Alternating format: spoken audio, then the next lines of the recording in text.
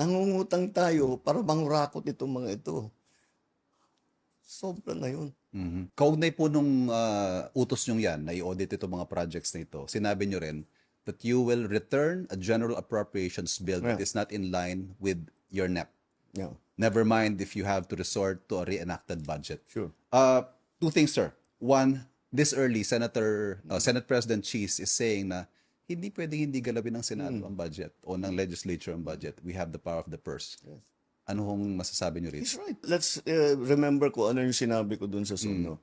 Kung hindi alinsunod doon sa plano. Trabaho naman talaga ng Congress yung gagawin nila yung budget. Ngunit trabaho naman namin na magbigay ng plano at humingi ng pondo sa Kongreso para lahat ng ating mga gustong gawin ay ating magagawa at hindi nawawaldas, nananakaw ang pera ng tao. Yun lang naman ang habol namin.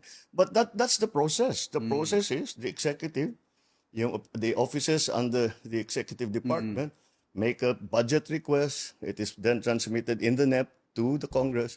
Tapos susuriin na ngayon yan.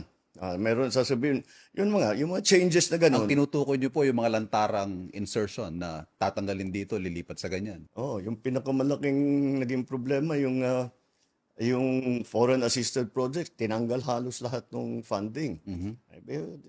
Kailangan natin ibalik yun dahil importante yung mga foreign assisted projects. At saka sinisira pati yan ang reputation natin. Yes. And the worst part of this all, yung napupunta, kuminsan yung mga project na hindi maganda, napupunta sa unappropriated.